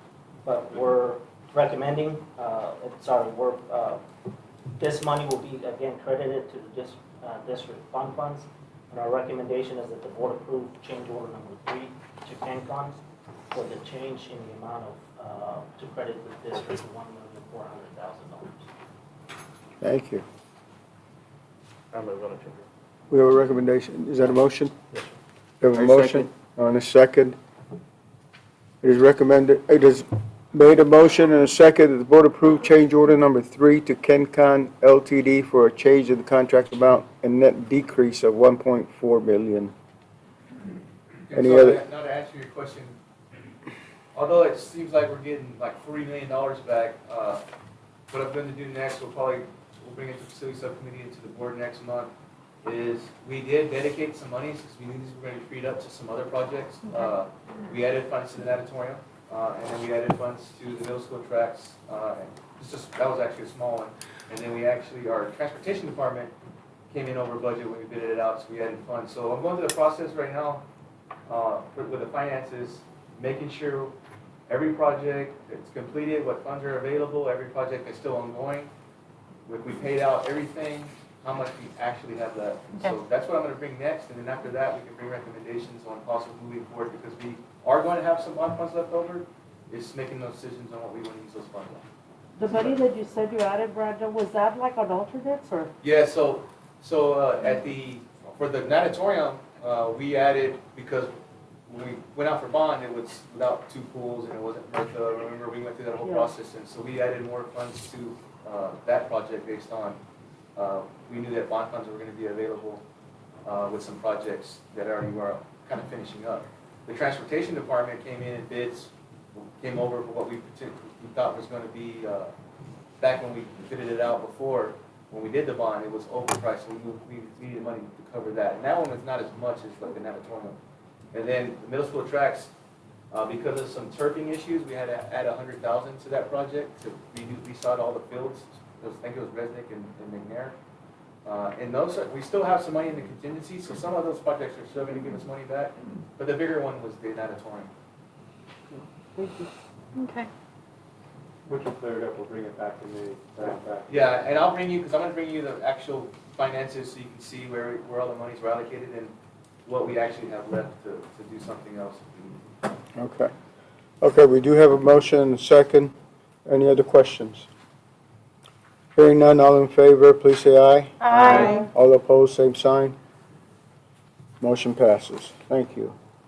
Item E, consider approval of a joint election.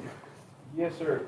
So the district is conducting a trustee election in May, and we're required by law as a school district to host a joint election with city, public, junior college, another municipality, and today I'm asking the board to consider approval of the joint election. I did put on your desktop the paper of the options, and so the options are the city of Vital or Bear County, and so I'm asking the board to vote on the recommendation.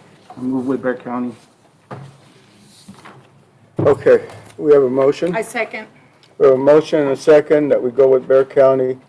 Any discussion? Hearing none. Yes, I'm sorry. Okay. I have some discussion.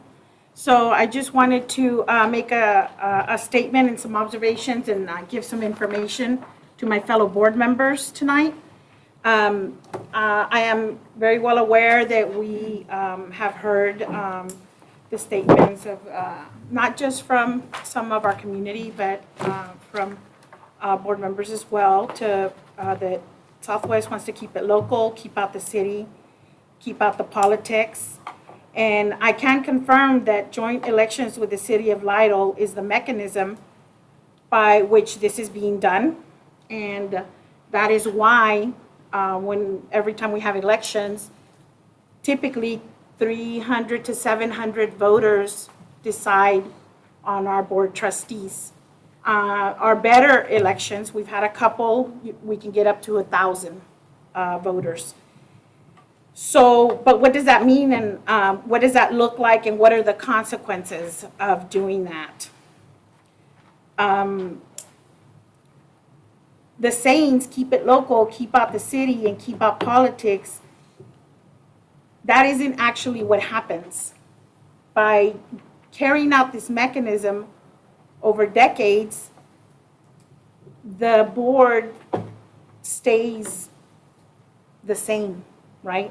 And it's not just the people, there's several mechanisms in here that are going on. You know, we've been a 4 Republican, 3 Democrat board, as long as I can remember. 4 men, 3 women.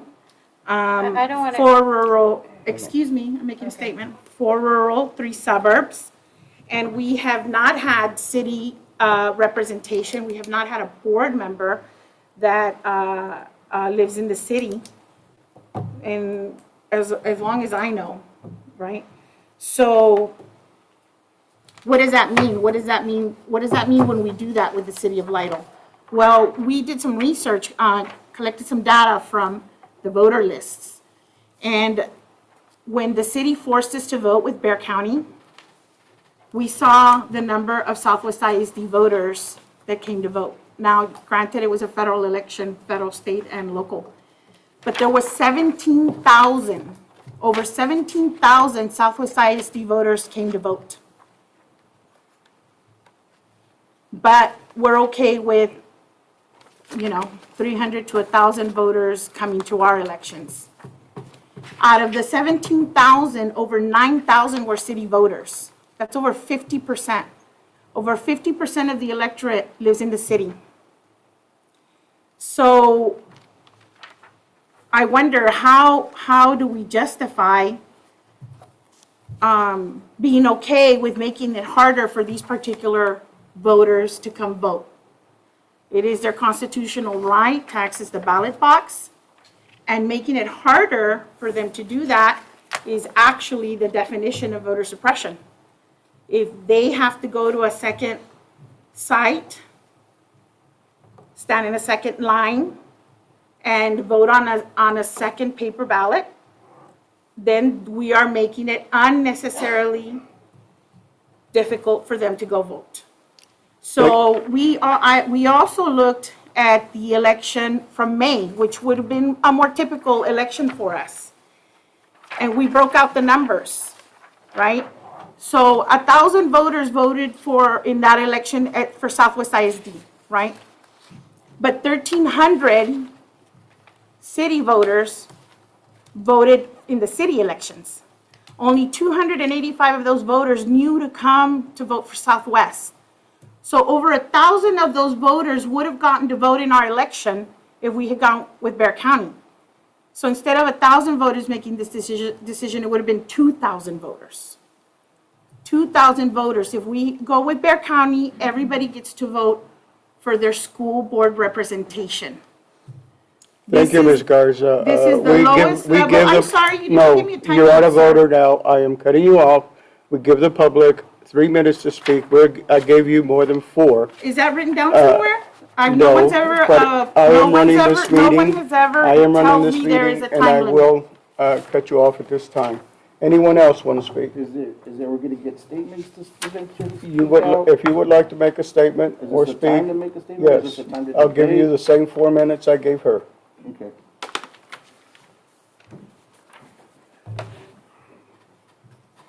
According to TASB, Texas Association of School Boards, one of the most important responsibilities is communicating with the community and advocating for public schools.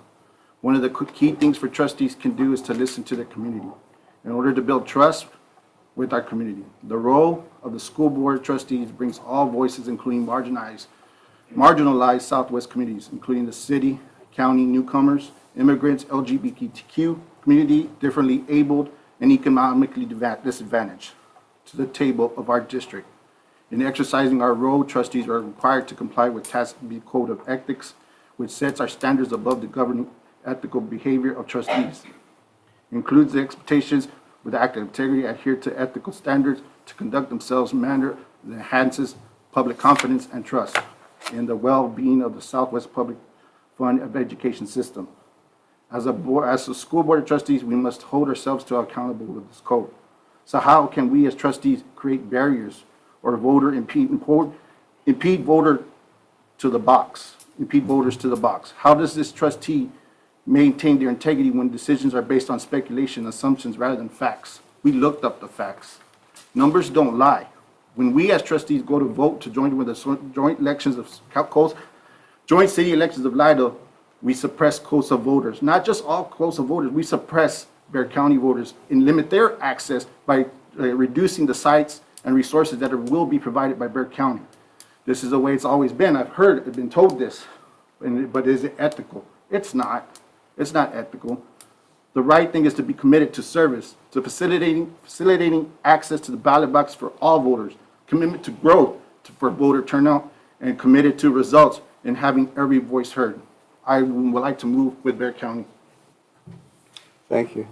I'd like to say, Okay, let me say it. You have to say 4 minutes. okay, So, number one, we don't, I take offense to you saying Democrat, Republican, because school board elections are nonpartisan. So it doesn't matter if I'm a Republican, a liberal, whatever, a libertarian, it don't matter what I am. That's not why I run based on being a Republican or a Democrat.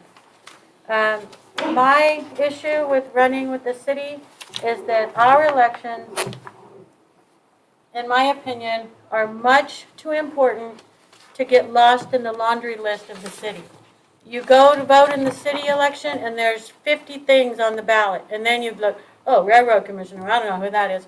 Oh, this last name, I like that last name, let me just check that. Oh, look, County Judge 5, I don't know who that is. No, I don't like that, a name I don't recognize, I'm going to go for them. Too many voters go uninformed, and we get lost in that list. Most of the time, we're at the very bottom, which, it's not important when you're on the very bottom. We've always been nonpartisan. The fact that you bring up party is concerning to me. When you say we listen to the community, we did listen to part of our community. We listened to the other 3 people the last time. But there has not been this huge outcry other than, in my opinion, when people developed alternative motives or a dislike for certain people on the board. That's when all of this started. So everybody's welcome to their opinion, but to me, the school board election is important enough to make it a concerted effort to go vote. Because I don't like being included in the city, because we just become a check mark on a box. And I would like people to go and vote for the school board and not to go and vote for the president. And because you like the president's party, you're going to vote for somebody who you feel is more aligned in that party. Because the community has voted us in because they trust us. We have not had any state mediation, which the boards in our area that run with the city have been taken over by the state because people get on the board who have not the right intention to be on the board. And like I said, they get elected because they have the right last name, they have the right gender, and people, it's so politically hot that I think it should be intentional to go vote for the school board That's why I do not want to go with the city. Thank you. Of the remaining 4 board members, anyone else want to speak?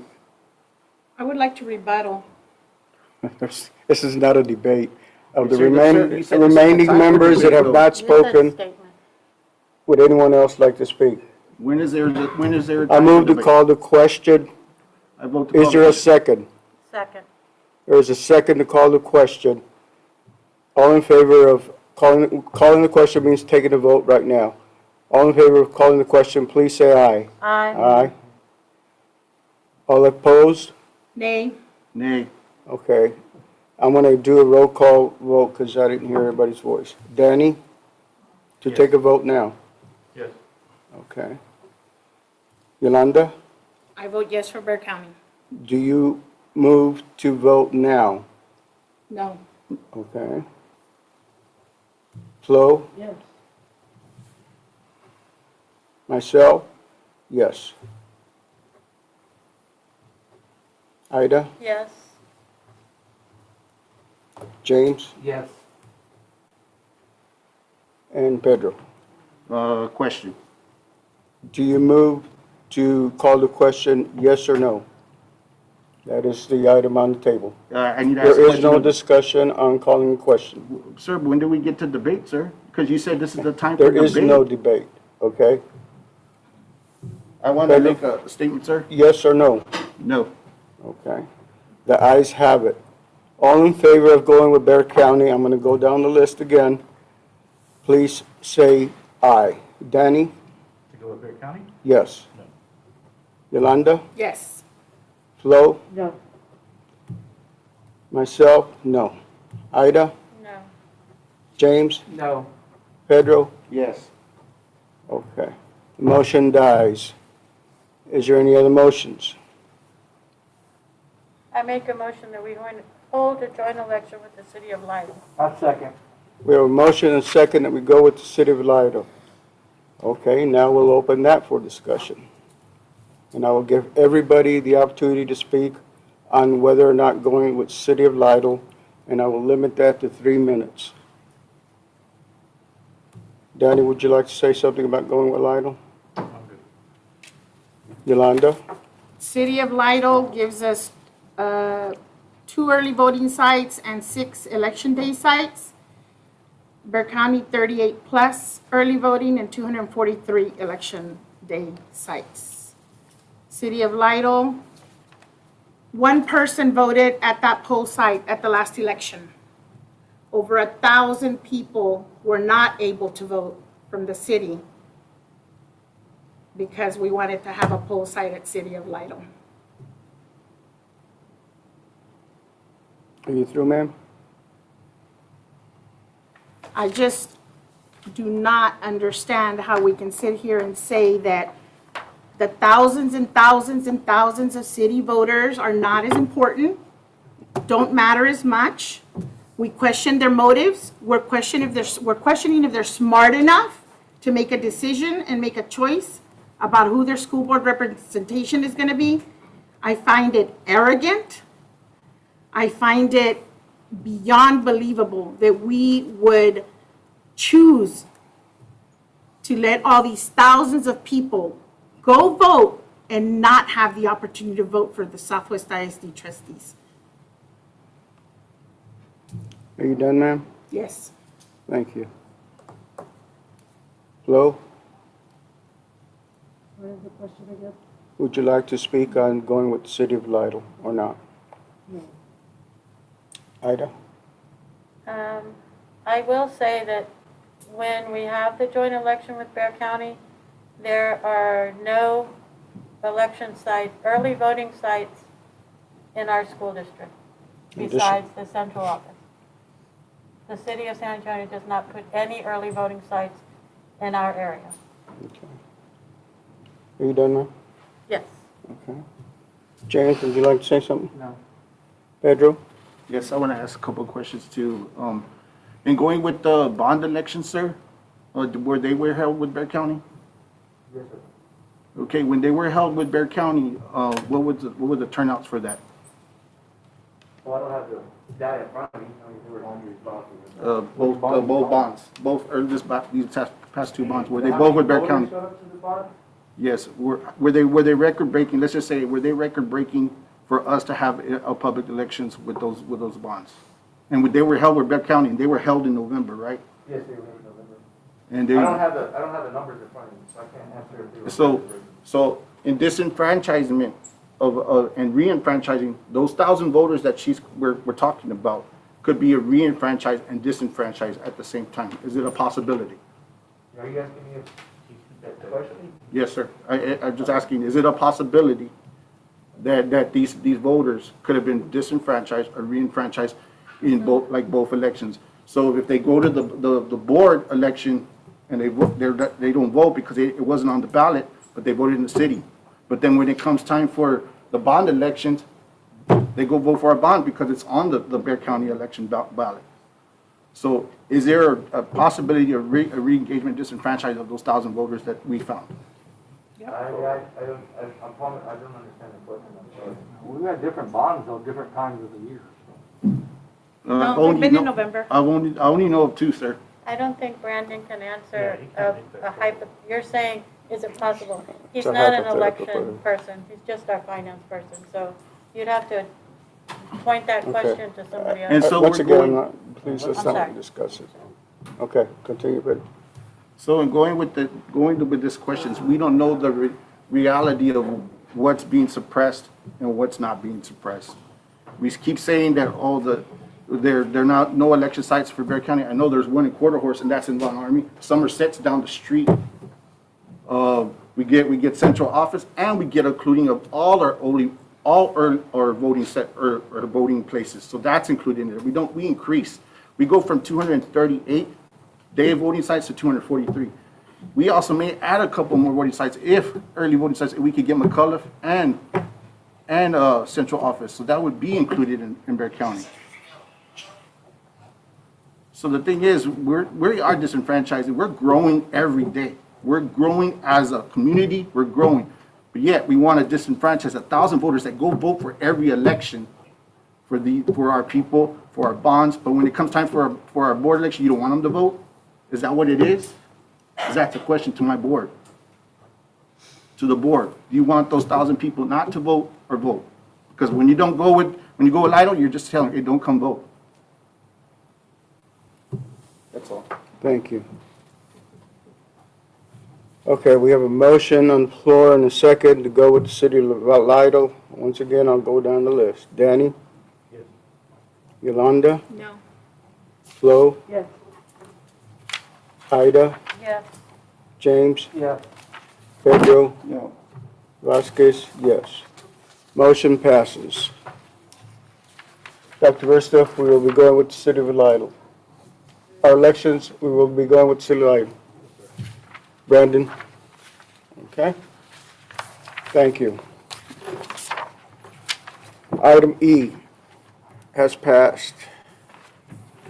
Item F, consider approval to order the 2022 school board elections. Yes, sir. The board has to call order of the election.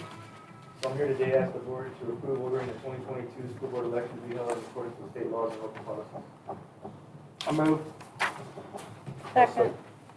We have a motion and a second that the board approve the ordering of 2022 school board elections to be held in accordance with state laws and local policies. Any discussion? All in favor, please say aye. Aye. All opposed, same sign. Motion passes. Consider contracting with Bear County Elections Department and the voting equipment used to conduct the May 7th, 2022 board election. Yes, sir. To hold the May 7, 2022 school board election, recommending the board approve a contract with Bear County Elections Department and the voting equipment used to conduct the election. Do we have the contract in front of us? No, sir. I can't give contract for them until I tell them what we're going to do for them. So is this to allow us to know where our voting sites are going to be? Or is this allowing us to know how many people are going to be accumulated on this contract? How does the contract go? So the contract will, exactly what you just said, the contract will put into place what sites we'll have. They will give us the amount of poll workers they'll need, the cost it's going to be for the district, and they can only do that once they know that what the intention of the school district is. Any other questions? I move. We have a motion? And a second. That the board approve a contract as will be presented with Bexar County Elections Department and voting equipment used to conduct the May 7, 2022 Board of Trustees election. All in favor, please say aye. Aye. All opposed? Nay. We have one no. Motion passes. Curriculum instruction. Item A, consider approval of new courses for Cass STEM High School for spring of 2022. Thank you, Mr. President, members of the board, Dr. Russo. Just today, we celebrated one of our Cass STEM students who will be graduating, one of our seniors graduating with an associate's in science, and that is exactly the type of outcomes that we want to be celebrating for our students. And so today, as we have gone back and revisited the spring semester courses, we have identified some additional courses that we would like for the board to approve tonight. And so these courses, the first course, it is called Web Communications. This course is going to allow the students to not only just be enrolled in an elective that is also aligned with TA as they've requested it, but this elective will also give them opportunities for them to study 6 different strands. And so as we have done with CASTAM is we are trying to align the work with the global logistics, which is a very intense and very creative and also a pathway that the students really enjoy, which leads me to the next course, which is distribution and logistics. We are working with Palo Alto. We want to make sure that every single dual credit college course, we also have a high school credit course that aligns. So we feel that this high school course would align much better than what we originally had. And this is also a new course that Palo Alto has aligned for us and also TA. So today we present to you 2 courses that we would like for the board to approve, the Web Communications course and Concepts of Distribution and Logistics Technology. And it costs just, like it says, based on the enrollment. So whoever, how many kids picked up those courses? Yes, definitely. I move that we approve the new courses for CASTEM High School for spring 2022. And there's a second. Oh. Did you write that down, Mark? Do I need to write that down? I made the motion and Flo made the second. Flo second. Okay, we have a motion and a second. The board approves the new secondary courses for Cass STEM High School. Any questions? Hearing none, all in favor, please say aye. Aye. All opposed, same sign. Motion passes.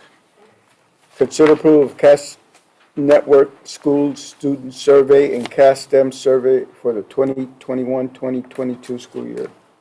Thank you. So we did provide the board with 2 survey samples, and these surveys, we have begun asking and evaluating the program at CASTEM in order for us to better personalize the experience for the students. And so we have also identified the pathways. What else can we do within CASTEM in order for us to recruit the students and continue to just advocate for what is right at CASTEM, along with just the different other partnerships that we have that are working with CASTEM as well. So here we are working with CASTEM Network, and along with senior staff, we have looked and revised the survey. And our survey is basically for us to be able to support post-secondary planning and advising efforts, also to inform continuous improvement efforts, and to also add the research and how contextual factors may influence student behaviors and outcomes. So before even this survey went out, we also already had some evening meetings with some parents that we identified. We met with students, we met with parents, so we've been doing some, just some labor around this work of trying to identify what can we best do in order for us to continue to recruit the students into CASTEM. So along with CAST Network, they've developed the survey. We've given you copies of that in your board packet.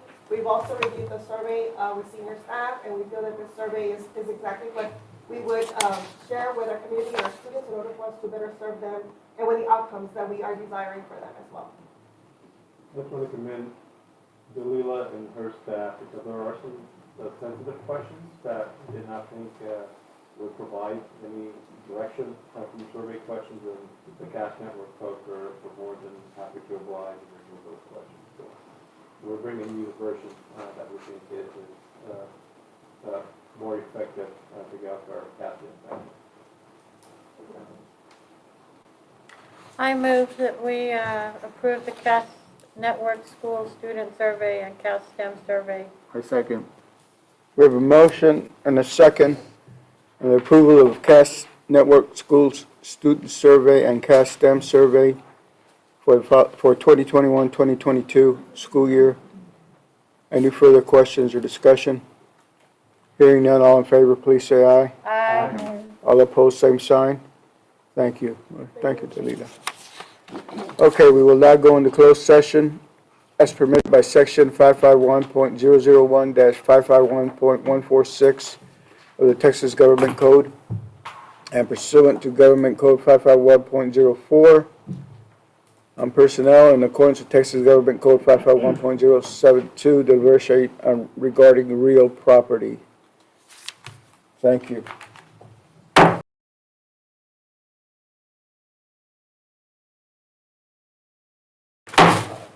Call this meeting back to order at 8:52. We will first go to item 9, or no, there's one item on the agenda. The first page.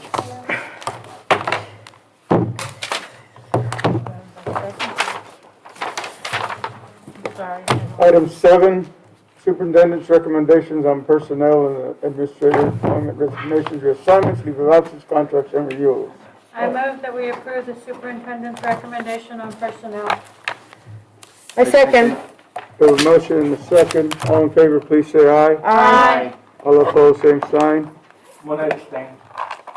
Okay, I have 1 abstention and 6 approvals. Motion passes.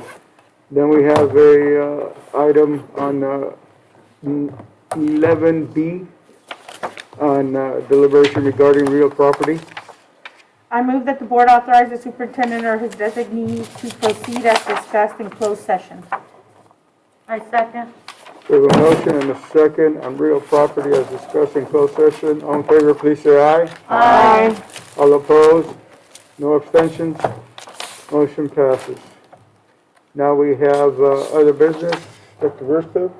Yeah, I just want to thank the board. It's Board Appreciation Month, and I know that through discourse, we find our paths forward, and so I know not every night can be this kind of stream and happy, but I want to thank you for speaking your honest truth and for having courage and being authentic in y'all's conversation.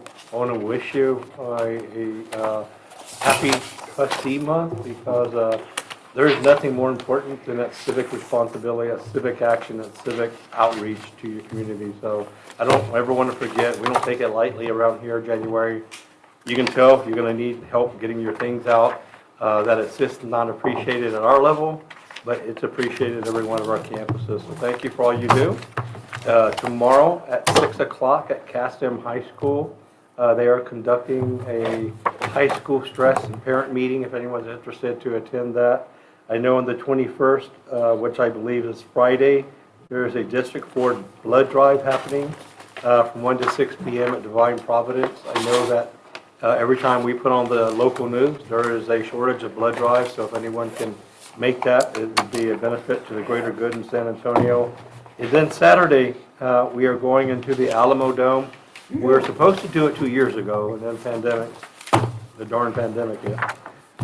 It's the Alamo City Electathon car race. We have a car from Southwest Legacy High School and a car from CASDM that will be participating, and so we're excited about that opportunity for our youth to do more normalized things. And so that's all I have, and just a lot of gratitude and thank everyone, and wish you all a safe trip home. Do we need tickets to get into that? No, it's free, it's only the parking. Okay. Oh, no parking. Yeah. Okay. If they do, I reserve 8 tickets, so just let them know that you're on my ticket. I just did it in case that did become an issue. Thank you. Learned in the past to do it. Okay. Oh, yeah. Do you have one? Ms. Stoll? Board members, am I right? Anyone have, I need to recognize some people. am I right? Daniel has something. Right about left? No. Just real quick, I'd like to recognize a couple people. As many of you know, as soon as I got on the board, kind of brought the esports idea to the board. When I spoke to our doctor over here, he said, if we're going to do it, Southwest is going to do it big, and we're going to be the main point of it. We used his contacts we got with the Port SA folks and SAMSAT folks, and really started developing relationships. That turned into, starting February 5th, R20, officially R20 Premier Esports League is kicking off. That includes a lot of high schools around Bexar County and the general area. It's a free league for the schools, and it's going to future contain CTE pathways and different stuff that we can develop into future scholarships on top of the ones. We already have a bunch of students that are in colleges doing this. Why not build it up, build it bigger? This has been working on since last spring, but there's been 4 people that have really been instrumental in it getting started here in February. I wanted to recognize Mr. Ian Truancy over at Legacy. He's our esports teacher, our instructor, and he's a teacher over there at Legacy. Miss Melanie Henson, our assistant athletic director, and Mr. Daniel Barsones, our student activities and special activities coordinator, and of course Dr. Versta. These folks, it's a bunch of extra time. It's like an every Monday meeting to get on, but the thing is, these people have professionally taken it away from an idea and then turned it into a citywide league that Southwest has been the main proponent of. So I just wanted to let you know what these people have been doing and the future for our kids. It's a new program, and like we said, Southwest isn't afraid about moving forward, and this is a new way to get kids that normally wouldn't play sports or different other stuff, fine arts. It's another way for us to get those kids into school and stuff. So, congratulations, Dr. Just Thank you, then. to add to that, what's really exciting is that other school districts are calling to see how they can start it. Yes. And so it's nice that you were able to bring that up, and then for us to be like the launching thing for that is exciting. Yep. Great, thank you. Getting started Southwest. Yep. What the protocol on the esports? We were gonna put an airplane up in the sky this summer. All right, hearing no other items or new business, 9 o'clock? Oh, what are you pointing at, Roger? One more thing, or what? That's it? We're good? Website, sir? Website? Website? Website. Oh, can Roger have a few minutes? I need a few minutes, need one. Just to. Okay. I promise, I'm sorry. This is good. That was my fault on that. But no, just real quick, I wanted to let the board know that we are actually, we've been working on this for about a year now. Before, and now with me and Jenny, and Daniel's been helping us out with this as well. But we're ready to launch our new website for the district. So the old website will be going away in about a week or so, but this will be the new one. Basically what we're doing here is we are focusing more on our stories and all the wonderful things that our students are doing and our staff is doing. So just a quick look at the front part of it. We have just this great banner at the front that we can just put more things on there. We kind of simplified our drop-down menus so that way it's easier to find things. We have these hot buttons down here that are easy for our community to go through. Our welcome messages. This other part that me and Jenny really loved was the recent news area. So now we can start posting more of our stories, things that are going on in the community, things that are going on around the campuses. And then we also have our big announcement area as well, so we can also put that out there whenever we have board meetings or we're having a nice recognition, things like that. We can start putting those in the announcements. And then of course our calendar events, so that way everybody knows what's going on. We made it nice and big this time. Our About Us section, same thing. We go through here. We add our information. We add things that are going on about Southwest ISD, so our passing rates, all our good stuff. You can go in the About Us section, making it really easy for our families who are looking to come to Southwest or moving to the area, which is happening a lot. They can visit our website and see all the wonderful things that we're doing. And then lastly, we also have our campus happenings. This is a photo gallery that we're able to use. That's going to be able to show all kinds of pictures, students, staff, all kinds of things like that. Of course, our social media at the bottom, and then of course everything that we need to be in compliance. So we're really excited about this. This one has a lot more. We've started training today with some of our staff. They really like it. They said it's super easy to be able to update. I haven't heard anybody say that this is really hard or anything like that, but they're really excited for it. I just wanted to give you a heads up about it so that we can see it. And you want to go 20 the next day, it's like, oh, it's gone. But we're really excited, and it's a lot of fun. I've been working on this, and I appreciate y'all for letting us do these upgrades. When did you say it launches? What date? It should launch next Friday. Okay. And then I'm we'll very have a more excited. in-depth coverage at February 8th. Every time we have a new one, we just seem to be getting better and better, and that's the good thing. That's amazing. That's all. Good job right there. Woo-hoo. I think also Jenny and Daniel Marcinus, they were also helping us with the trainings. And for Jenny's been helping us a lot with getting the content updated for each department. So we're going to have like a welcome message, the missions and the statement of FAQs in all departments. Those are the kind of things we're working with each department to get, so that way, as a parent or a community member comes in, they're able to see what it is that our departments are offering. So they go to child nutrition, they go to bilingual, they can actually see those right in the front of the website. So it's going to be really exciting. Good. Great. That's all we have, sir. All right. This meeting is adjourned at 9:02.